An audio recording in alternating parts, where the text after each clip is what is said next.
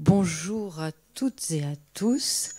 Bienvenue donc pour cette journée consacrée à Alfred Dreyfus, donc au moment de construire la programmation autour de l'exposition Alfred Dreyfus que vous pouvez voir encore jusqu'au mois d'août. Nous nous sommes demandé quelle place donner au cinéma. On avait organisé déjà une exposition autour d'Alfred Dreyfus il y a presque 20 ans. Et à ce moment-là, mes prédécesseurs avaient organisé toute une rétrospective des films qui traitaient de l'affaire Dreyfus. Nous avons décidé de ne pas refaire cela, même si ça fait déjà un moment, et juste de vous proposer une journée qui va des prémices des premières représentations du capitaine Dreyfus et de l'affaire au cinéma jusqu'à la dernière, si on peut dire, avec le film de Roman Polanski, J'accuse. Donc ce matin, je suis très heureuse de recevoir Marie Duval, qui est doctorante à l'université de Caen, Normandie, pour donc vous présenter cette première iconographie de l'affaire Dreyfus au cinéma, ces premières images, et qui, je crois, ont vraiment eu une importance fondamentale après pour tout ce qui a pu suivre comme représentation de l'affaire au cinéma. Et cet après-midi à 15h, donc nous vous projetterons le film J'accuse de Roman Polanski, film extrêmement fort et intéressant, mais toutefois qui pose beaucoup de questions et de problématiques, donc il sera accompagné par Philippe Auriol, donc historien spécialiste de l'affaire Dreyfus et co-commissaire de notre exposition. Donc je vous invite à rester aussi avec nous cet après-midi. Mais pour l'heure, je vous souhaite une excellente conférence et merci beaucoup, Marie Duval. Merci beaucoup à vous. Donc avant de débuter, je voudrais remercier très chaleureusement le Musée d'art et d'histoire du judaïsme pour cette invitation à venir parler de l'affaire au cinéma.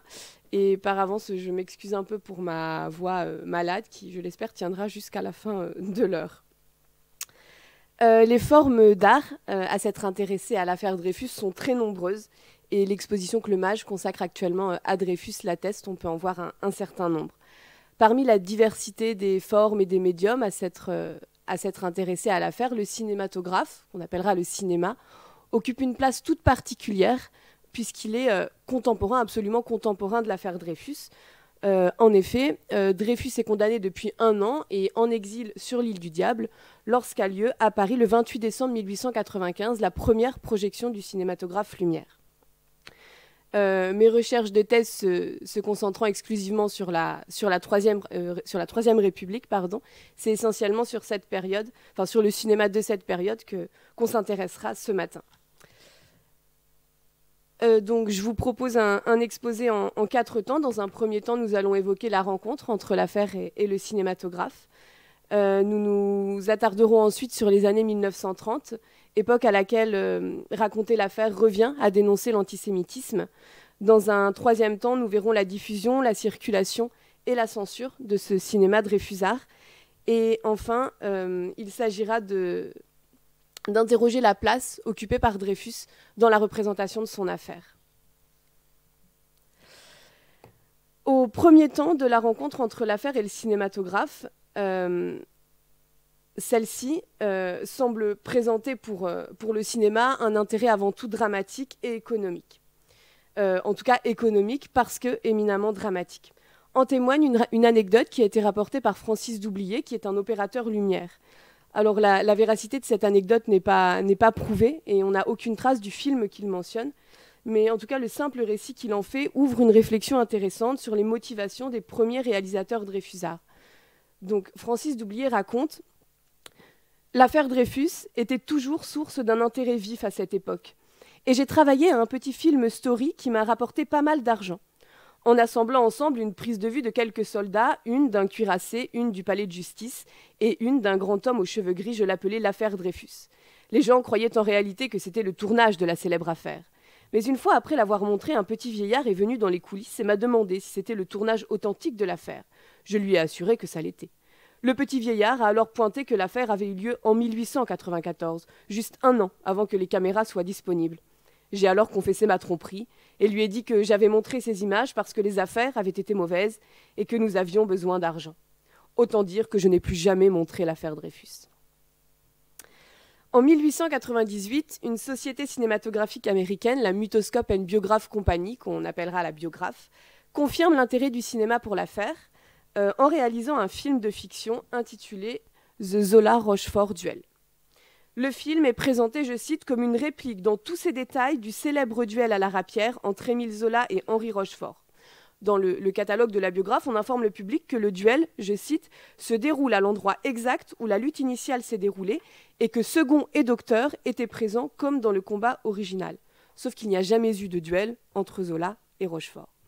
Plus qu'une erreur de la biographe, le fait de présenter ce film comme une actualité authentique semble constituer une stratégie commerciale dans la lignée de celle qu'on vient de voir de Francis Doublier.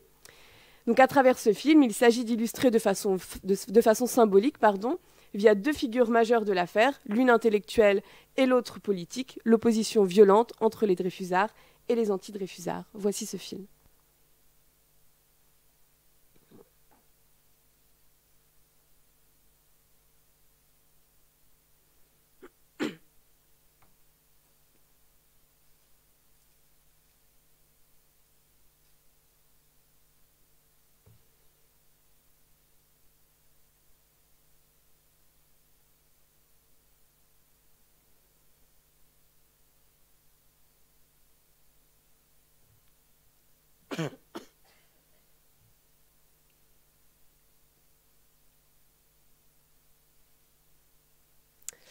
Donc, entre 98 et 99, la biographe va consacrer près d'une dizaine de films à l'affaire. Comme on peut le voir ici, ce sont des films souvent très courts, allant de quelques secondes à quelques minutes. Plus que des films Dreyfusards, ces premiers films sont avant tout des films sur l'affaire, à travers lesquels il ne s'agit pas vraiment de prendre parti, mais plutôt de faire sensation. C'est dans cette logique qu'en 99, le film Hamann, The Great Impersonator, met en scène Ludwig Hamann, un célèbre artiste transformiste d'origine allemande, qui devient tour à tour à l'écran Dreyfus puis Zola.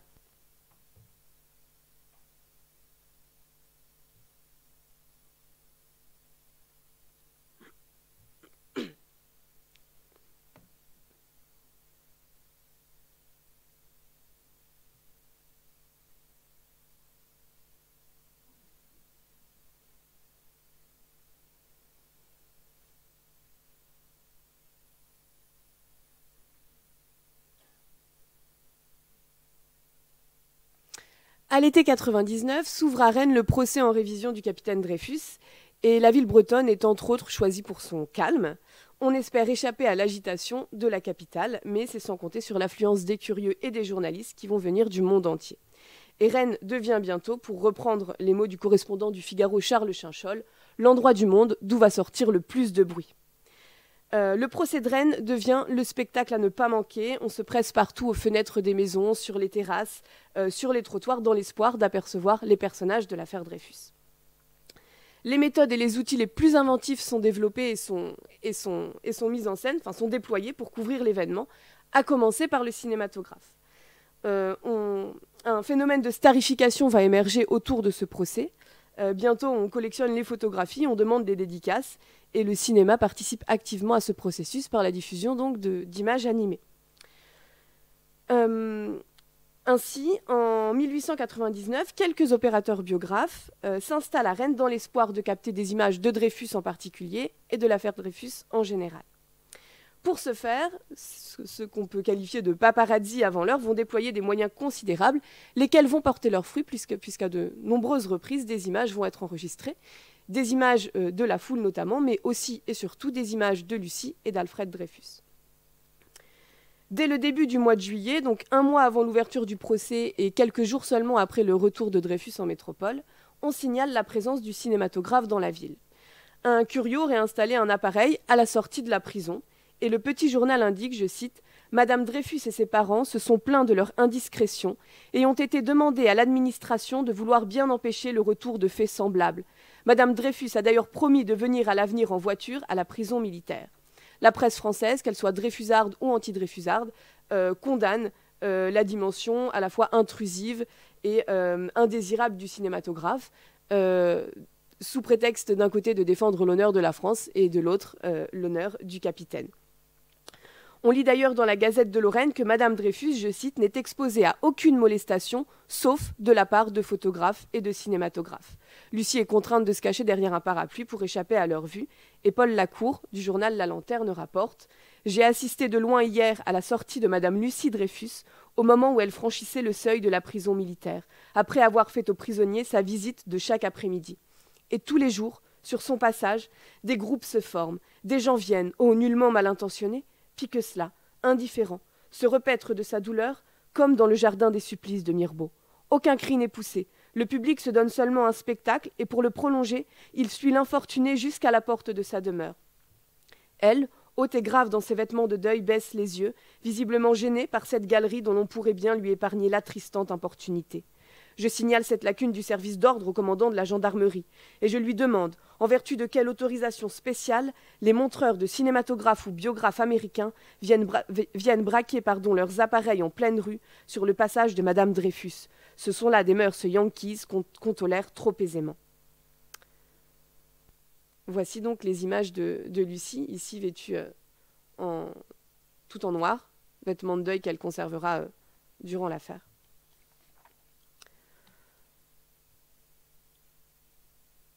Donc, les hauts murs de la prison de Rennes et les précautions des autorités ne vont pas décourager ces opérateurs biographes qui parviennent quelques jours plus tard à saisir des images de Dreyfus lui-même. Et on lit dans la presse, le Daily Mail de Londres dit qu'un industriel anglais a réussi, en s'installant sur un toit, à cinématographier Dreyfus au cours de ses promenades dans la cour de la prison de Rennes, et que ces photographies ont été présentées hier au Palace Théâtre. Voici comment cet audacieux industriel est parvenu à cinématographier Dreyfus. Il avait loué un appartement et le toit d'une maison voisine de la prison, d'où l'on apercevait les cours. Il fit construire un échafaudage sur le toit pour installer ses appareils. Mais aussitôt le directeur de la prison fit tendre une grande toile qui masquait la vue de la cour à notre photographe. Celui-ci eut alors une idée lumineuse, il continua son échafaudage, y cloua des planches et y placarda d'immenses affiches. L'autorité militaire et la famille Dreyfus furent rassurées, et quelques jours plus tard, on retira la grande toile obturatrice. Mais notre industriel, dans ses placards, avait ménagé une petite ouverture, et son objectif put saisir bientôt Alfred Dreyfus, faisant ses promenades réglementaires dans la cour, sans se douter qu'un cinématographe enregistrait tous ses mouvements. On le voit ici avec un pantalon blanc. La prouesse technique impressionne tant qu'elle fait oublier à la presse française ses réticences et ses scrupules relatifs à la façon curieuse et impudente dont ces vues sont obtenues. Et non content d'avoir photographié Lucie puis Dreyfus, le cinématographe poursuit ses activités en filmant notamment la foule et la sortie du public. On peut observer donc sur les images les visages parfois surpris, souvent amusés, en tout cas toujours curieux, de ce public à la vue du cinématographe qui est devant eux. Toutes ces vues biographes sont projetées au Palace Biographe de Londres, où elles sont chaleureusement acclamées. Il est difficile cependant de savoir si le public acclame la prouesse technique ou si le public applaudit Dreyfus, a priori les deux. La presse anglaise affirme que les vues de Rennes constituent le clou des spectacles biographes. En témoigne un film publicitaire, cette fois, qui est réalisé par la société de production américaine et qui met en scène les vues consacrées à Dreyfus. Donc on peut voir un petit peu partout sur les affiches le nom de Dreyfus.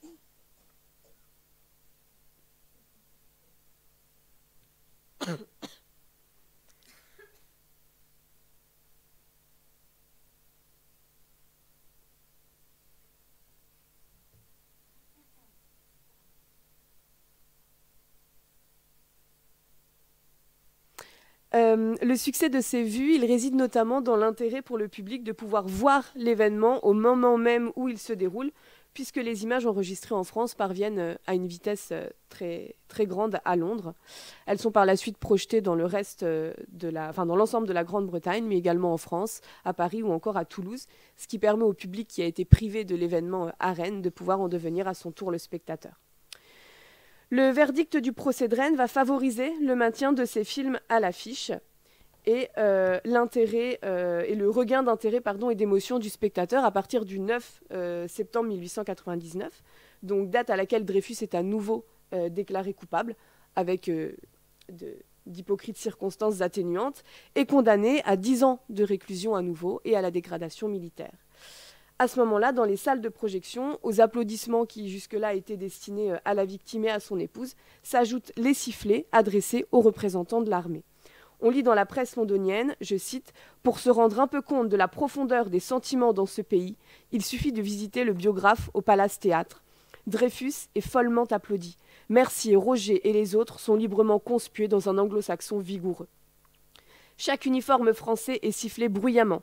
La même chose se passe en Amérique, dans la plupart des villes européennes, dans presque toutes les grandes villes du monde. » Donc le verdict renforce la puissance émotionnelle de ces vues, pourtant assez neutres finalement, dans leur aspect strictement documentaire et dépourvu de commentaires partisans. Aussi, c'est du côté de leur réception, de leur accueil enthousiaste et de leur diffusion, lesquels attestent le soutien du public étranger à Dreyfus, qu'il convient de mener une lecture plus politique de ces vues biographes.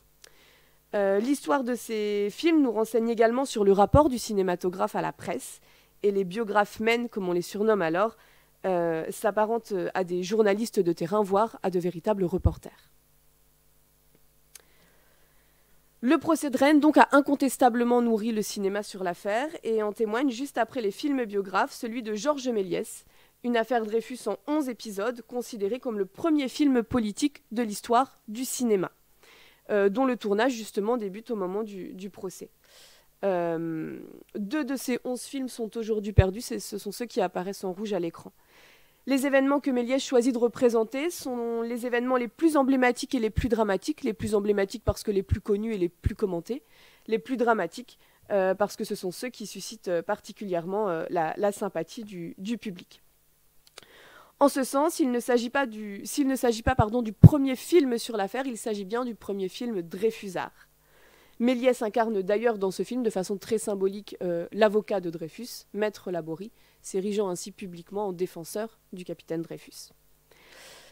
Donc après les actualités truquées de Doublié, les actualités sur le vif de la biographe, les actualités reconstituées de Méliès vont être particulièrement prisées, puisqu'elles vont permettre et promettre une meilleure qualité d'image que celles prises sur le vif, et surtout parce qu'elles vont permettre pour la première fois d'assister à des événements qui jusque-là ont été cachés au public, donc que ce soit la dictée du bordereau, l'île du diable, le suicide du lieutenant-colonel Henry, l'intimité entre Lucie et Alfred, ou encore le procès de Rennes.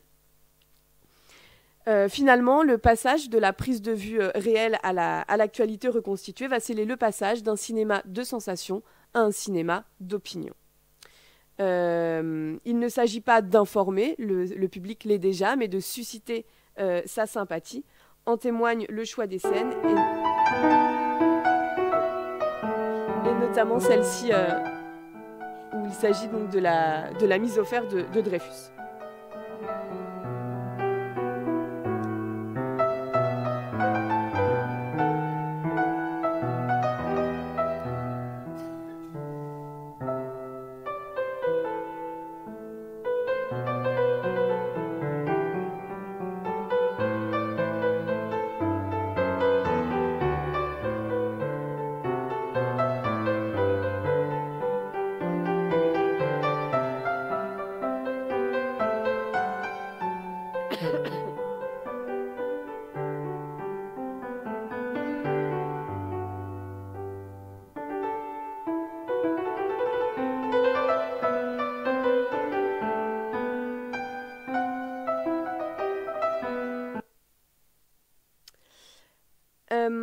Le réalisme des décors et la ressemblance avec les personnages vont permettre à Méliès et même au film suivant de pouvoir économiser les commentaires et les intertitres.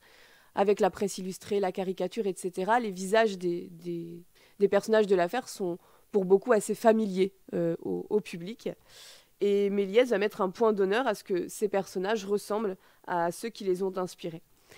Dans la biographie qu'elle consacre à Lucie Dreyfus, qui est intitulée « Lucie Dreyfus, la femme du capitaine », Elisabeth Weissman qualifie l'affaire Dreyfus, je cite, de « festival de poils ». Elle écrit « L'affaire Dreyfus est d'abord une affaire d'hommes. Les femmes n'y joueront qu'un rôle secondaire, d'épouse, de maîtresse. Le drame et la bataille dreyfusiste ne vont se jouer qu'entre hommes, militaires, intellectuels, écrivains, hommes politiques. Hommes barbus, hommes moustachus, tout poil dehors, car du poil il y en eut. Attribut suprême du sexe masculin de la Troisième République et, en l'occurrence, des acteurs principaux du drame. Des fines moustaches d'Alfred et de son frère Mathieu Dreyfus, de celles tombantes aux pointes effilées d'Esterhazy, aux barbes épanouies de Jaurès, Zola et Herzl, aux boucs de Bernard Lazare, à la barbiche de Reynac en passant par les favoris d'Edgar de Mange, l'avocat, et la barbichette en éventail du sinistre Le Bon, ministre des colonies. Finalement, pour Méliès et pour l'ensemble des réalisateurs qui suivront, ces poils sont une aubaine. Plus encore que les uniformes ou les accessoires, ils vont permettre au public d'identifier en un clin d'œil les personnages qui sont mis en scène.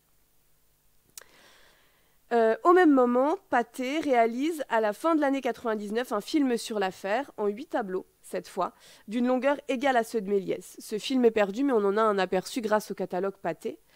Sur les 8 événements qui sont représentés par Pathé, 4, ceux en bleu, l'ont déjà été par Méliès. Pour sa part, Pathé met en scène une affaire beaucoup plus tardive, puisque comme on peut le voir, il commence son film sur l'arrestation du colonel Henry, du lieutenant-colonel Henry, quand Méliès, lui, faisait débuter le sien par l'arrestation de Dreyfus. Ce faisant, Pathé ne représente pas certains événements emblématiques de l'affaire, comme la dictée ou la dégradation, mais également, il représente une affaire essentiellement rennaise, puisque 6 des 8 tableaux se déroulent à Rennes, tandis que chez Méliès, il s'agissait de montrer les différents lieux de l'affaire, Paris, l'île du Diable, Quiberon, Rennes, etc. À l'exception du suicide de Henri, les scènes représentées sont moins spectaculaires. Il n'y a pas de dégradation, il n'y a pas de mise au fer, pas d'attentat, pas de bagarre. Pathé met en scène les événements les plus récents de l'affaire, à savoir ceux de la dernière année écoulée. Ensuite, avant qu'un silence long de 6 années ne s'installe dans la production cinématographique dreyfusarde, Ferdinand Zecca réalise pour Pathé un film intitulé « Discussion politique ». Ce film n'est jamais présenté comme un film sur l'affaire et il apparaît dans le catalogue Pathé à la fin de l'année 1901. Il est résumé, je cite, comme il est résumé ainsi, deux personnages bien connus se disputent, mais pour la galerie seulement, car après s'être démasqués, la discussion finit dans un éclat de rire. Donc a priori, rien ne fait écho ici à l'affaire, et d'ailleurs le film n'est pas mentionné, comme beaucoup de films sur l'affaire, parmi les scènes historiques, politiques et d'actualité, mais selon les catalogues, comme une scène de genre ou une scène comique. Pourtant, la photographie, qui est jointe à la présentation du film dans le catalogue, nous permet de formuler l'hypothèse que ce film soit un film sur l'affaire. Donc on y voit 2 hommes qui tiennent donc des journaux dans leurs mains. L'un lit l'Aurore et l'autre l'Intransigeant. Donc 2 parangons de la presse dreyfusarde d'une part, anti-dreyfusarde d'autre part. Si les noms ne sont pas précisés, le fait qu'ils sont bien connus, comme nous dit le catalogue, nous autorise à formuler une hypothèse. Une fois de plus, les poils nous aident, puisque le premier, grande doupe blanche, moustache et bouc, rappelle Henri Rochefort, premier rédacteur en chef de l'Intransigeant, et le second, moustache, barbe fournie, lunettes, front dégagé, ressemble à Zola, éminent collaborateur de l'Aurore. Donc à nouveau, 2 parangons, 2 symboles, celui de l'anti-dreyfusard et celui du dreyfusard. Quant à l'attribution des journaux, Rochefort lit l'Aurore, Zola lit l'Intransigeant, c'est justement ici que réside tout le ressort comique de ce film. Je suis désolée pour la qualité de l'image.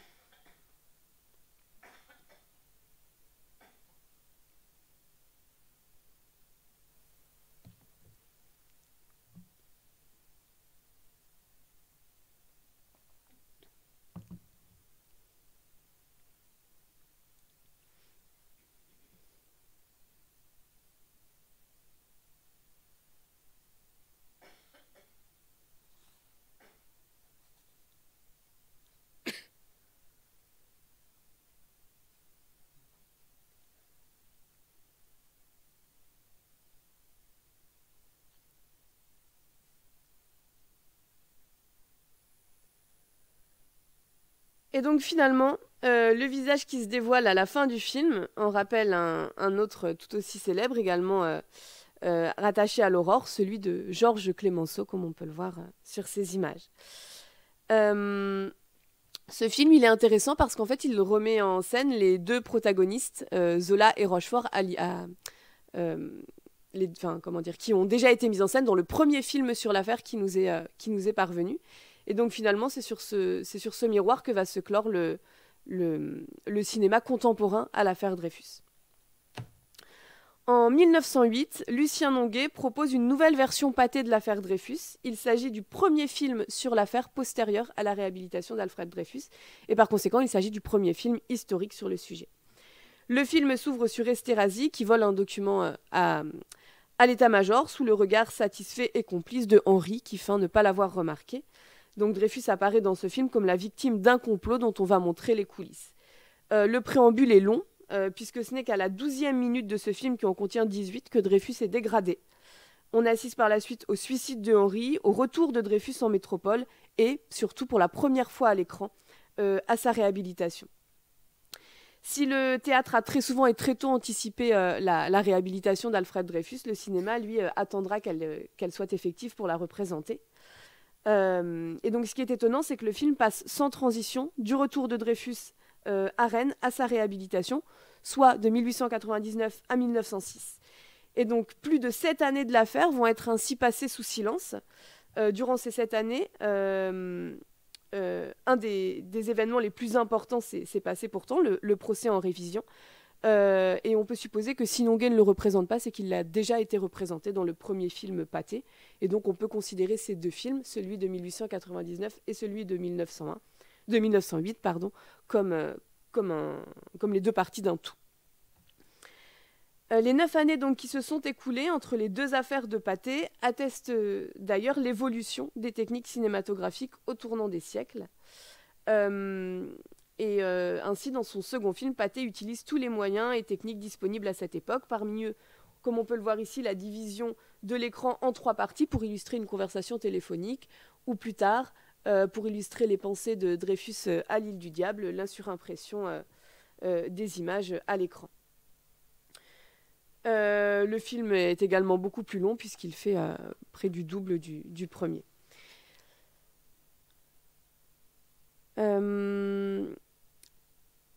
Donc cette dernière affaire Dreyfus de Pâté, elle constitue jusqu'en 2019, et le film de Roman Polanski, J'accuse, dont Philippe Auriol parlera cet après-midi, le dernier film de fiction français à destination du cinéma.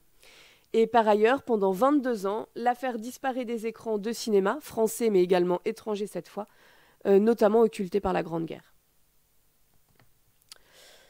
Donc si la réhabilitation de Dreyfus le 12 juillet 1906 ne marque pas la fin du cinéma sur l'affaire, c'est sans doute aussi que cette réhabilitation, elle ne marque pas véritablement la fin de l'affaire. En témoignent de nombreuses choses, parmi lesquelles le fait que Dreyfus n'ait jamais pu être réintégré dans le grade qui aurait dû être le sien si l'affaire n'avait pas eu lieu. En témoigne également l'attentat contre Dreyfus de Louis Grégory à l'occasion du transfert des cendres de Zola. Attentat pour lequel le journaliste nationaliste a été acquitté.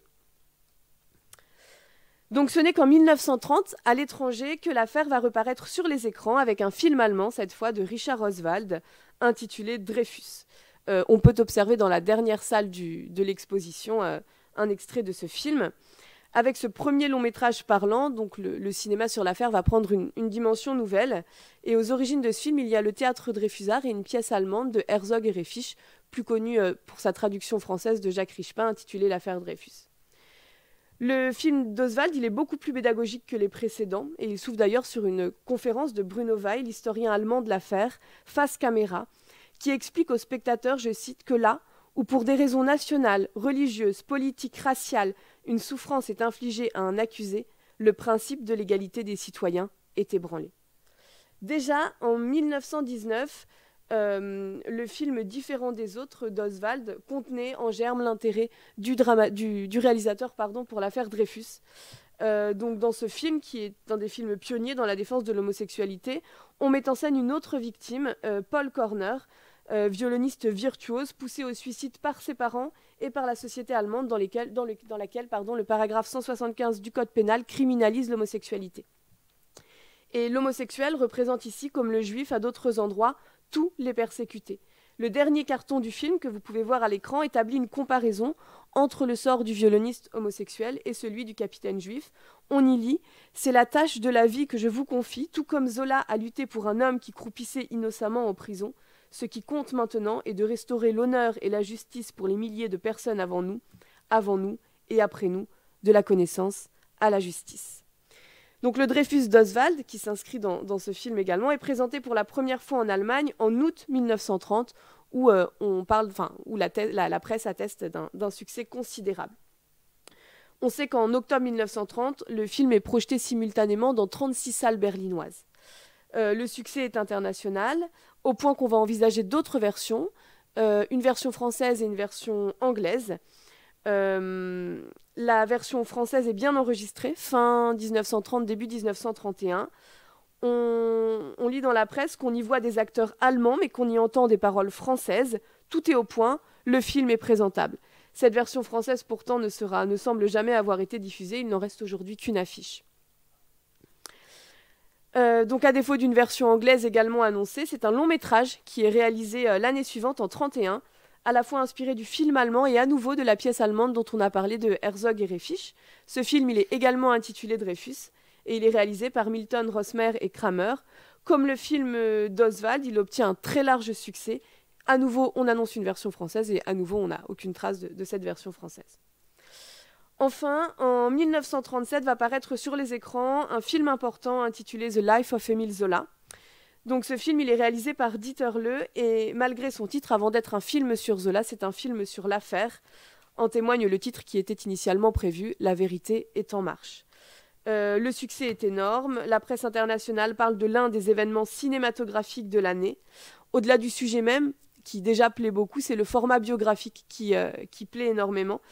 La vie de Louis Pasteur, qui était réalisée par Dieter Le l'année précédente, avait déjà été un succès. Et on rapporte dans le Figaro que, je cite, « Depuis la représentation à New York de la vie d'Émile Zola, le producteur a reçu 260 lettres d'étudiants américains lui demandant de tourner une vie d'Anatole France », donc autre grande figure dreyfusarde, en tout cas l'un des seuls académiciens dreyfusards. Les nombreux prix vont également attester du succès de ce film, et en particulier les 3 Oscars qui vont lui être décernés en 1938, l'Oscar du meilleur film, l'Oscar du meilleur acteur pour Joseph Schildkraut, qui interprète justement Dreyfus, et l'Oscar du meilleur scénario, donc 3 des Oscars les plus importants, sachant que le film était nominé 10 fois. Cette version hollywoodienne de l'affaire témoigne plus que les précédentes d'un certain nombre de libertés prises par les scénaristes à l'égard de l'affaire et de l'histoire.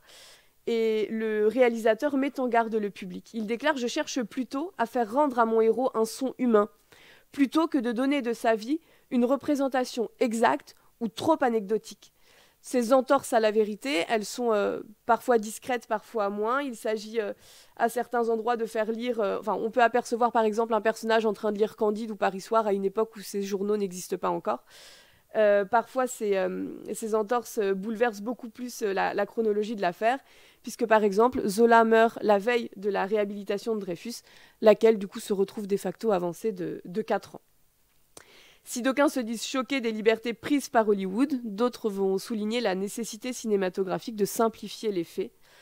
Et c'est le cas de Claude Aveline qui écrit « Qui se donne la peine d'étudier d'un peu près l'affaire Dreyfus considère toujours avec stupeur les 1000 détails dont elle est faite et dont un mauvais auteur de roman feuilleton n'oserait pas se servir. Si le film avait tenté de les reproduire l'un après l'autre, il eût duré 12 heures. En somme, il a remplacé l'accumulation par l'intensité. Et quand, par exemple, à l'heure où Zola est condamné au maximum, il montre parmi les assistants les réactions des officiers d'état-major, quand il les fait danser de joie, certes, il n'est pas exact, mais il est vrai. Ces messieurs dansaient dans leur cœur. Qu'importe après cela quelques erreurs de date, que Zola meure asphyxié à son bureau et non dans son lit la veille du jour où Dreyfus est réhabilité, lorsque la réhabilitation eut lieu 4 ans plus tard. » Dans les années 30, l'intérêt des réalisateurs dreyfusards pour l'affaire est indissociable des événements politiques en cours, notamment de la montée du nazisme en Allemagne d'une part et par la suite de la menace de la Seconde Guerre mondiale. Ces 2 derniers événements vont ressusciter l'affaire, pour reprendre une expression qui est couramment utilisée dans la presse de l'époque. En 1930, Henri Guernu écrit qu'on en applaudit la résurrection au cinéma, donc de l'affaire. Quand paraît le film de Dieter Le, on affirme que nos plus grands hommes sortent de leur tombeau, ou encore que le metteur en scène a ressuscité dans le film les visages les plus connus de cette époque agitée. C'est ici le pouvoir du cinéma, de faire vivre et revivre les grandes figures du passé. En choisissant le terme de résurrection, la presse elle illustre aussi une vérité. qui est que l'affaire a été largement effacée dans les années 1920 et qu'elle réapparaît donc dans les années 1930. Ce n'est pas une spécificité cinématographique, on s'en rend compte également autour de la bibliographie consacrée à l'affaire. Il convient de préciser que les réalisateurs dreyfusards des années 1930, donc Oswald, Rosmer, Kramer et Dieterle, sont tous d'origine allemande, et à l'exception de Dieterle, d'origine juive. Jusqu'en 1930 et le film d'Oswald, la judéité de Dreyfus n'est jamais mentionnée sur les films consacrés à l'affaire. Ces derniers reposant alors sur l'exposé simple d'une erreur judiciaire. Selon Sébastien Denis, l'historien du cinéma, je cite, « Il paraît hors de question de soulever le problème de l'antisémitisme entourant l'affaire, et l'on fait donc semblant de croire que Dreyfus est un soldat comme un autre, devenu martyr par le biais d'une horrible erreur judiciaire. Sa judéité est escamotée et il fait figure de saint laïc. » Mais à partir des années 1930, Dreyfus devient au cinéma une victime de l'antisémitisme. Et ça, c'est nouveau. Ainsi, dans les films qui vont être réalisés durant cette époque, l'affaire est représentée dès le départ comme un crime antisémite. La judéité de Dreyfus devient l'argument premier de sa culpabilité. Chez Oswald, le mot « juif » apparaît à l'écran dès les premières minutes du film, pointé du doigt, comme on peut le voir ici sur un registre de l'armée, par le commandant Dupaty de Clam, qui déclare « C'est le seul juif de l'état-major ». Par la suite, lorsque Picard prend connaissance de la vacuité du dossier secret et demande « Et c'est avec ça que l'on a condamné Dreyfus ?» son assistant lui répond « Il était juif, mon colonel ».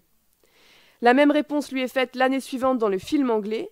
Dans le film de Dieterle, comme on peut le voir ici, le mot juif apparaît à l'écran exactement de la même façon, pointé du doigt sur un registre par un index accusateur. À nouveau, c'est la vue du mot juif qui éveille la suspicion des protagonistes.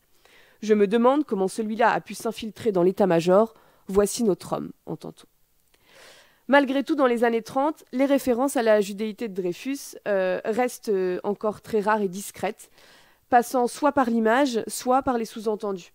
En témoigne le film de Dieterle, donc, dont on peut voir à droite l'image, dans lequel en fait, le mot juif n'est jamais prononcé.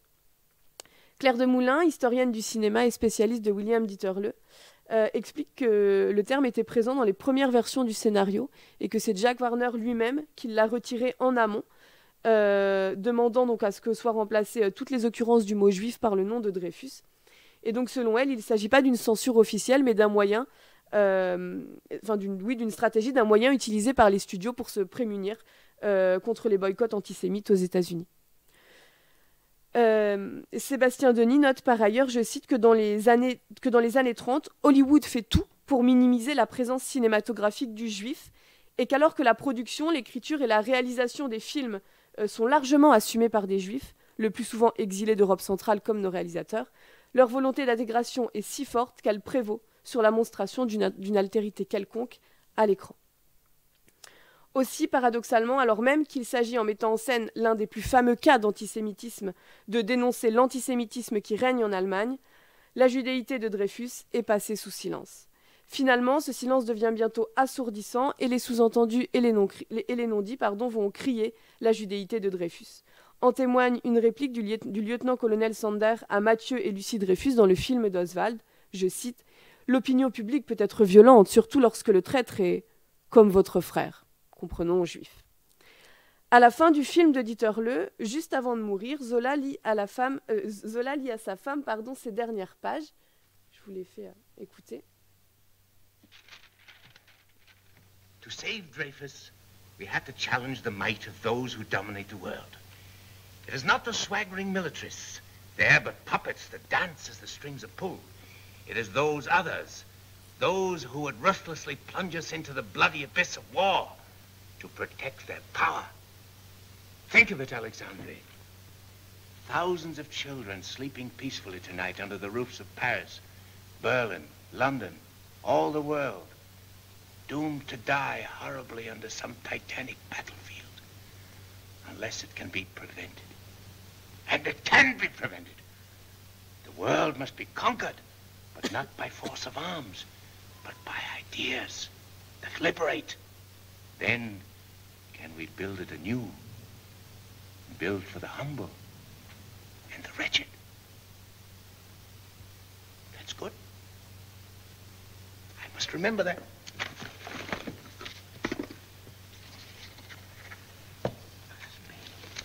darling. Good night, good night, good night. Yeah?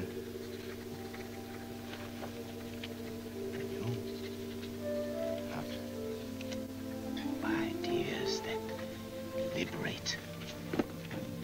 Then can we build for the humble and the wretched.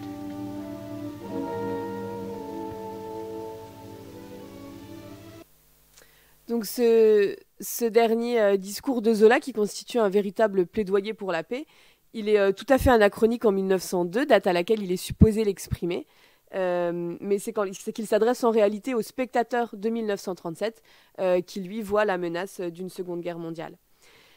De nombreuses scènes du film américain sont à lire à la lumière de cet événement, et c'est le cas notamment des scènes de rue, dans lesquelles les cris, les vitrines brisées, les autos-da-fé, les émeutes vont rappeler l'atmosphère de terreur et les foules galvanisées de l'Allemagne nazie. Je vous en montre un extrait.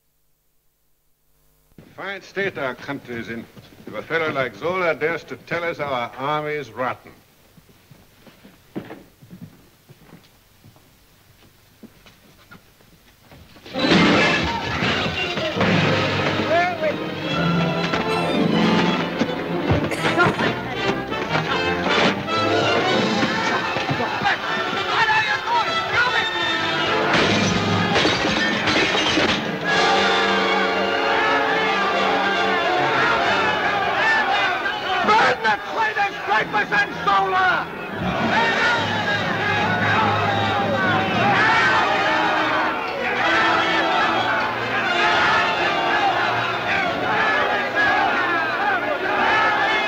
There's Zola himself.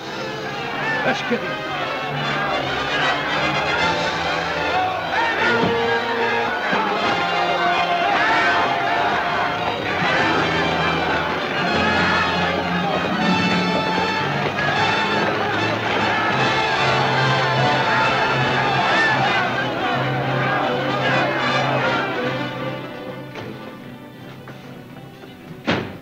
Donc finalement, si a priori ces films tentent de mettre en garde contre la menace antisémite, a posteriori ils se mettent au service d'une conscience et d'une mémoire collective sur les conséquences de cet antisémitisme. Après la Seconde Guerre mondiale, les films sur l'affaire se lisent à la lumière des crimes génocidaires du XXe siècle. Et dans ce contexte, la judéité de Dreyfus est reconvoquée. Ainsi, bien qu'il soit mis en scène dès 1930 comme juif et comme victime d'un crime antisémite, il convient d'attendre plusieurs décennies pour que cela devienne l'élément central de la représentation de l'affaire. Ainsi, en 1958, le mot juif apparaît dès les premières minutes du film de José Ferrer, I Accuse, dans lequel Dreyfus revêt justement une tenue rayée qui rappelle celle des prisonniers des camps de concentration. Puis en 1991, sa judéité apparaît dès le titre du téléfilm anglais de Jack Emery, Can a Jew be innocent? Un juif peut-il être innocent? Bien qu'il faille attendre la Première Guerre mondiale pour que soit instaurée en France une censure officielle, ces films vont très tôt et très souvent être interdits. La première forme de censure, et nous mettons ici des guillemets, c'est celle à laquelle sont confrontés les opérateurs biographes à Rennes. Donc, autrement dit, celle des gardes officiels qui protègent Dreyfus de la vue de ces opérateurs. Ici, c'est pas tant la diffusion que la réalisation qui est entravée, même si on lit dans la presse que de grandes difficultés ont été rencontrées pour acheminer le film de Rennes à Paris et qu'il a fallu 3 semaines à la société biographe pour contourner les autorités policières et postales et le faire sortir de France. Pour Marcel Lapierre, Méliès est sans doute, je cite, le premier client de la censure cinématographique. En effet, bien qu'il n'existe aucune censure officielle en 1999, la diffusion du film de Méliès sur l'affaire semble avoir été assez tôt mise à l'épreuve. Et en réalité, il existe plusieurs versions relatives à cette interdiction. Selon la petite fille de Méliès, Madeleine Maltête Méliès, le film aurait été interdit dès 1999 en raison du scandale et de l'agitation qu'il aurait occasionné. La seconde interprétation, due à Georges Sadoul, suggère que l'interdiction ne date que de 1915, et Sébastien Denis, quant à lui, va jusqu'à supposer que le film de Méliès n'est en réalité pas censuré. En témoignerait le fait qu'il n'a jamais été retiré du catalogue Starfilm et qu'il est toujours à la vente. Donc le mystère demeure autour de cette interdiction. La presse de l'époque ne nous fournit pas beaucoup d'informations. On sait simplement que le film a été projeté au Trianon en novembre 1999. Et c'est seulement plus tard, beaucoup plus tard, dans les années 30, que vont émerger dans la presse des récits de spectateurs au sujet de ce film.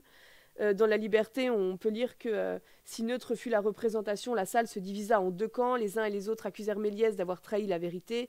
Ils se jetèrent à coups de canne et de poing les uns sur les autres, etc. Et que la police dut finalement interdire le film. 8 ans après, en 1938, c'est le critique Lucien Val qui dit se souvenir de la projection du film et que des gens criaient, s'insultaient et que d'autres, je cite, ricanaient. En réalité, il faut prendre ces témoignages avec prudence tant ils sont tardifs par rapport à la première projection du film. En tout cas, ce film a été diffusé à l'étranger, notamment à Londres, où Méliès est parti à l'issue du tournage avec sa femme pour le vendre. Pour Shlomo Sand, le fait qu'il y ait ensuite des films Pathé illustrait l'idée selon laquelle le film n'a pas été censuré, puisqu'il n'aurait pas été dans l'intérêt de Pathé de réaliser un film sur un sujet qui tombait sous le coup de la censure. De nouveau, on n'a pas beaucoup de traces de la diffusion des films Pathé, si ce n'est que celui de 1908 ne semble avoir été diffusé qu'à l'étranger. Donc pour Pathé comme pour Méliès, l'étranger, qui est essentiellement Dreyfusard, va être le meilleur moyen de contourner les interdictions françaises, et c'est donc hors de la France qu'on va projeter ces films. D'ailleurs, après la seconde affaire Dreyfus de Pathé, tous les films sur l'affaire sont étrangers, Dreyfusards, et de surcroît interdits en France. Et paradoxalement, en interdisant ces films sur son territoire, en raison de l'image du pays et de l'armée qu'il véhicule, la France va les pousser vers l'étranger en exposant son déshonneur, celui de son armée, au reste du monde et en soumettant l'affaire au jugement d'un public étranger, et surtout Dreyfusard. En mai 1930, on lit dans Hebdofilm « Un film sur l'affaire, diable, je crains que Dame Anastasie ne s'en formalise. La censure n'est pas partisante, je cite, des polémiques sur l'écran. » En France, il n'est pas du tout du goût des autorités qu'on reparle de l'affaire Dreyfus et qu'on la montre à l'écran. On considère, je cite Le Figaro, qu'elle est toujours une menace et qu'on ferait bien d'y renoncer. En effet, la censure française refuse d'accorder son visa à la version française du film d'Oswald, et c'est pour ça que, bien qu'enregistrée, elle ne semble jamais avoir été diffusée en France. Et donc la crainte des débordements, c'est l'argument que les autorités vont avancer depuis 1907 pour interdire en France tout film sur l'affaire. Donc si le film sur l'affaire d'Oswald n'est pas diffusé en France, on atteste en tout cas son succès en Allemagne et aux États-Unis. Il est en revanche interdit sous l'Allemagne nazie, alors qu'Oswald qui est d'origine juive et réfugié aux États-Unis. Sans y être interdit, il avait déjà suscité des manifestations en Allemagne au moment de sa sortie. Et on peut lire dans un rapport qui est conservé aux archives de police de la préfecture de Paris. La projection du film a été suivie avec intérêt en Allemagne, même dans la Sarre. Un seul incident s'est produit où une maison d'édition avait à cette occasion exposé les ouvrages sur l'affaire Dreyfus. Récemment, pendant la nuit, des partisans d'Hitler ont saccagé les vitrines où ils étaient exposés. L'année suivant la sortie du film, le film anglais de Rosmer et Kramer connaît le même sort. À nouveau, il est interdit en France. Et comme ça se fait alors, les Français qui veulent aller le voir doivent se rendre dans les pays voisins, à Londres ou à Bruxelles. Et donc une lettre adressée par l'inspecteur général des services de la préfecture de police déléguée au préfet de police annonce qu'aucun visa ne saurait être accordé à ce film. Enfin, la vie d'Émile Zola n'échappe pas davantage à la censure. Elle est non seulement interdite en France, mais le gouvernement français en demande également son retrait du Festival de Venise, sous prétexte qu'il déshonore l'armée. Et donc finalement, il va falloir attendre 1952 pour que le film soit projeté en France, dans une version anglaise, amputée d'une vingtaine de minutes, et à laquelle a été ajoutée une notice. Le film, je cite, « ne rend pas raison des motifs qui ont pu faire pencher les premiers juges du capitaine Dreyfus vers la thèse de la culpabilité. On ne saurait, sans trahir l'histoire, parler de culpabilité déclarée a priori par les chefs de l'armée. Cette affaire n'est pas aussi simple que semble l'indiquer le film qu'on va voir. » En 1938, Mary Bromberger évoque dans Ciné France la gêne et le danger que représente l'erreur judiciaire aux yeux de la censure cinématographique, surtout quand elle est donnée à voir par l'étranger. Et donc elle nous dit « La censure ne veut pas de l'erreur judiciaire, à moins qu'elle n'ait au moins 75 ans d'âge. Elle admet l'affaire Lafarge à l'écran, caduque et périmée. Elle s'est refusée à laisser paraître l'affaire Dreyfus telle que voulaient nous la raconter les Américains, et ceci avec raison. Donc le film de Dieterle confirme le sentiment de Bromberger, puisqu'il faut attendre 71 ans après la fin de l'affaire pour que le film de Dieterle soit finalement diffusé dans sa version intégrale à la télévision et en deuxième partie de soirée. Ce qui pose également ce qui pose problème, le point de crispation, c'est la représentation de l'étranger, notamment de l'armée française, par la représentation de la France, et de l'armée française par l'étranger, et notamment par les Américains. On considère qu'ils ne peuvent être légitimes à mettre en scène l'histoire de France, parce que le cinéma non seulement a son public, le cinéma américain, mais il a également ses propres codes cinématographiques, et que cela ne va pas avec l'histoire française. On reproche également aux acteurs américains de ne pas pouvoir interpréter avec fidélité des héros français. On avait déjà fait le reproche à Greta Garbo pour son interprétation de Marie Curie. Et donc là, on lit dans l'Action française, au sujet du film de Dieterle, qu'il est si grotesque qu'il risque même aux États-Unis de tuer par le ridicule ses auteurs.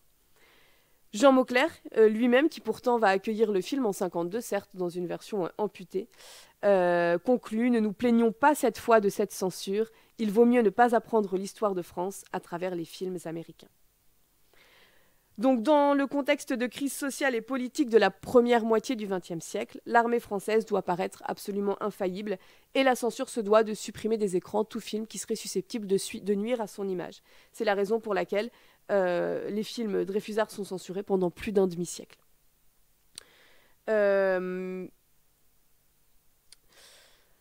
Il n'est pas envisageable, dans une époque affaiblie par les crises mondiales, de mettre en scène une armée coupable, puisque montrer l'innocence de Dreyfus, ça revient à montrer la culpabilité de l'armée. Il demeure également que ces films sont cause de troubles à l'ordre public, et que cela accentuerait la division d'un pays qui a besoin d'être uni. C'est en tout cas ce que la censure affirme. Sur ce point, les films vont beaucoup souffrir de la réputation sulfureuse de la pièce de Richepin, l'affaire Dreyfus, qui a été jouée en 1931 au Théâtre de l'Ambigu à Paris, qui a occasionné énormément de violence. Et elle pâtit d'autant plus de cette réputation que les films des années 30 sont inspirés de cette pièce.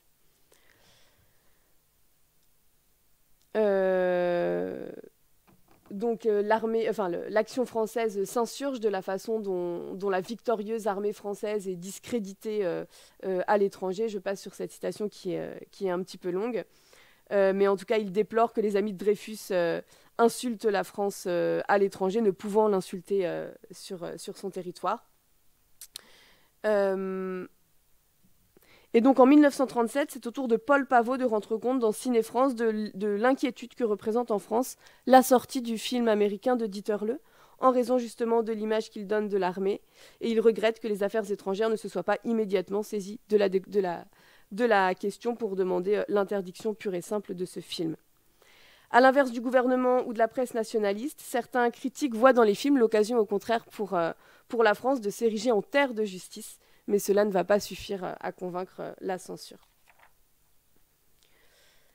Cette représentation d'une armée faillible, elle est d'autant plus dangereuse qu'elle vient d'un médium populaire destiné aux masses, et ça n'échappe pas aux réalisateurs et producteurs dreyfusards qui revendiquent la portée populaire de leurs films.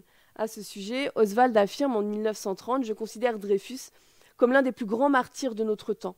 Et j'ai conscience de lui avoir érigé un monument, car si 300 000 personnes voient la pièce, donc la pièce allemande, 5 millions au moins, je l'espère, verront se dérouler devant eux le film de sa vie. Je n'ai point voulu faire un film politique, mais contribuer par un document humain à la connaissance de l'un des chapitres les plus poignants de notre histoire contemporaine. » Donc voilà, ce discours, la portée populaire, elle est également soulignée par les autres réalisateurs de notre corpus. Et si le gouvernement peut tolérer une littérature dreyfusarde à destination d'une élite, il peut difficilement tolérer un cinéma populaire et donc le fait que son armée soit exposée au grand public. Bien que les autorités françaises aient largement contribué à exposer l'affaire au jugement d'un public étranger en censurant les films sur son territoire, Il faut aussi dire que c'est le propre même de l'étranger d'être dreyfusard. À cette époque-là, l'étranger est essentiellement dreyfusard, donc il ne s'agit pas d'une spécificité du cinéma. La preuve en est qu'à la même époque, il existe un théâtre sur l'affaire Dreyfus, et que donc à l'étranger, ce théâtre est exclusivement dreyfusard, et que les seules pièces anti-dreyfusardes qui existent sont des pièces françaises. Finalement, il faut attendre 1959 pour que la censure française autorise la diffusion d'un film sur l'affaire I Accuse, donc de José Ferrer. 1965 pour que l'affaire soit à nouveau portée à l'écran, de télévision cette fois, à travers un court-métrage documentaire destiné aux scolaires, l'affaire Dreyfus de Jean Vigne. Puis 1978 pour qu'un téléfilm soit inspiré donc du sujet, Zola ou la conscience humaine d'Armand Lanoux et Stelio Lorenzi. Enfin 2019, soit plus d'un siècle, pour que Dreyfus apparaisse à nouveau sur les écrans de cinéma français avec le J'accuse dont nous parlions tout à l'heure. Et pendant ce temps, l'étranger lui se montre beaucoup plus fécond et moins frileux, avec depuis la fin de l'affaire 5 longs métrages sur le sujet et au moins 2 téléfilms. Je vous en ai juste mis, je vous ai mis les principaux à l'écran. Alors, Dreyfus. Si Dreyfus est absent du premier film sur l'affaire, c'est tout simplement qu'il s'agissait de mettre en scène l'opposition entre les Dreyfusards et les Dreyfusards. Plus que son personnage lui-même. Par la suite, s'il est absent des vues biographes, c'est essentiellement parce qu'il n'est pas visible étant en prison. En revanche, à partir de Méliès, son personnage va gagner en épaisseur, et chez Méliès, Dreyfus est présent dans 8 tableaux sur 11. Dans les années 1930, on imagine que le passage au long métrage va être la possibilité de pouvoir étoffer son personnage, de s'attarder davantage sur lui. Mais dans ces films, il est avant tout un nom, celui de son affaire. Et en effet, son nom, comme on a pu le voir, apparaît sur ce registre avant lui. Le public, quant à lui, il fait toujours la connaissance de Dreyfus dans son salon, entouré de ses enfants. Il est dépeint en père aimant, en mari dévoué, en opposition toujours à un Esterhazy débauché et joueur. Les titres des 2 premiers longs métrages des années 30, Dreyfus, et non l'affaire Dreyfus, semble témoigner d'une volonté de replacer Dreyfus au centre de son affaire. Mais pourtant, l'exil de ce dernier, son exil donc à l'île du Diable, va, en dépit de quelques scènes, l'éloigner de la grande majorité de ses films, puisque les événements se passant essentiellement à Paris, où lui n'est pas, il n'est pas représenté. Donc au cinéma, la majorité des représentations de Dreyfus se veulent bienveillantes et favorables au personnage. Pourtant, une question d'ordre chronologique va régulièrement entacher la représentation de celui-ci, qui devrait être, a priori, le héros de son histoire. Le fait est que Dreyfus, condamné très tôt à l'exil, est absent de Paris, on l'a dit, où se déroulent les événements, et que par conséquent, il est réduit à la fois à l'ignorance, à l'impuissance, à la méconnaissance de son affaire. Il le dit lui-même dans ses carnets, « De mon histoire, je ne savais rien ». Dreyfus, c'est quelqu'un qui va devenir véritablement acteur de son affaire à partir de son retour en France, donc de sa grâce en 99, jusqu'en 1906, date de sa réhabilitation. Sauf que dans l'ensemble des films qui sont réalisés sur le sujet, ces 7 années sont à chaque fois passées sous silence. Donc on ne met jamais en scène ce combat de Dreyfus parce qu'il est moins spectaculaire, sans doute moins dramatique, moins public aussi que les événements précédents. Si nombreux sont les films à donner l'impression que se joue une affaire sans Dreyfus, pour reprendre le fameux titre de Marcel Thomas, c'est également parce que Dreyfus est mis en scène comme le spectateur passif, falot, d'un drame qui est plus grand que lui et dont il ne parvient pas à être le héros, dont il semble condamné à demeurer la victime. Pour beaucoup, c'est parce qu'il est un mauvais acteur que Dreyfus est un mauvais héros. Son propre camp lui reproche, notamment à l'occasion du procès de Rennes, on considère qu'il n'est pas assez théâtral, pas à la hauteur de son rôle. Séverine écrit à son sujet qu'il est si peu pareil aux innocents de théâtre. Le public et l'opinion publique fantasment un héros dramatique, un héros lyrique, que Dreyfus, lui, se refuse d'incarner. Calme et retenu, il veut convaincre par la sincérité et par la raison, et non persuader par la passion et par les sentiments. Dreyfus, il veut parler de son innocence quand, lors de son procès de Rennes, on veut écouter ses souffrances. Et donc cette posture, longtemps incomprise, associée à la violence de sa condamnation, véhicule l'image d'un homme passif et accablé par la fatalité de son destin. C'est ainsi qu'il est représenté, comme on peut le voir ici sur les affiches des films des années 30.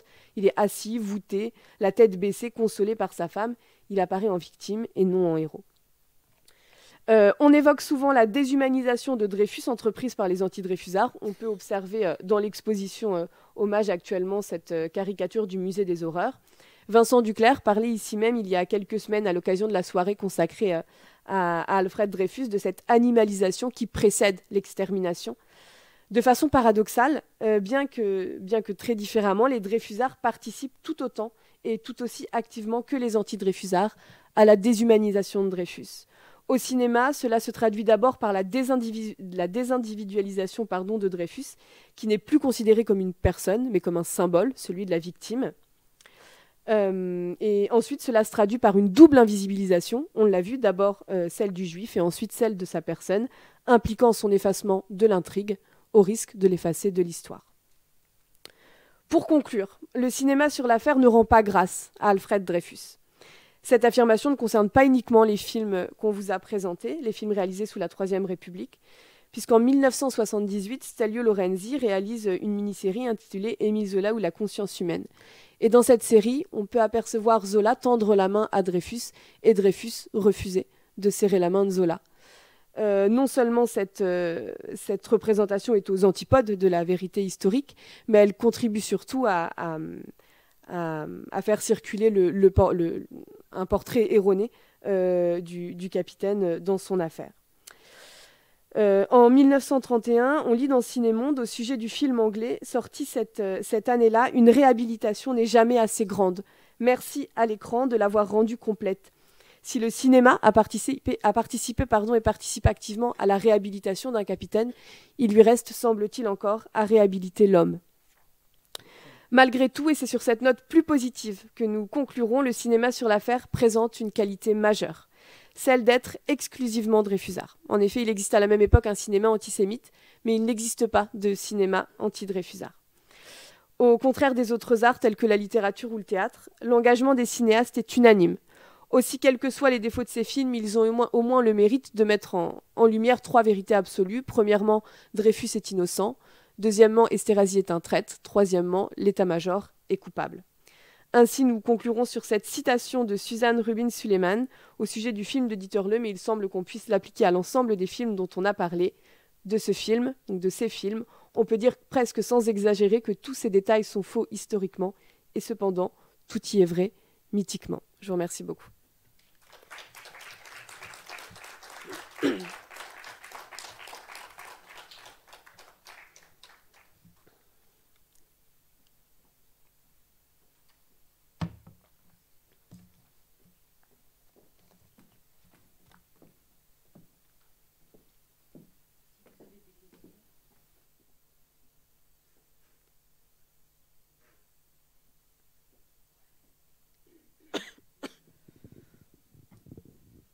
Le film de Méliès a-t-il été diffusé récemment, au XXe siècle ? Oui, le film de Méliès fait partie de ceux qu'on peut retrouver très facilement, qui sont disponibles sur YouTube partout. Et de fait, il y a régulièrement des projections de ce film. D'ailleurs, une partie est toujours projetée au musée... le musée de la Cinémathèque, qui est maintenant le musée Méliès, le diffuse tout le temps dans une de ses salles. Et il est diffusé régulièrement, il a déjà été hommage, et c'est un des films, oui, qu'on retrouve régulièrement. Sauf évidemment les deux tableaux qui ont été perdus.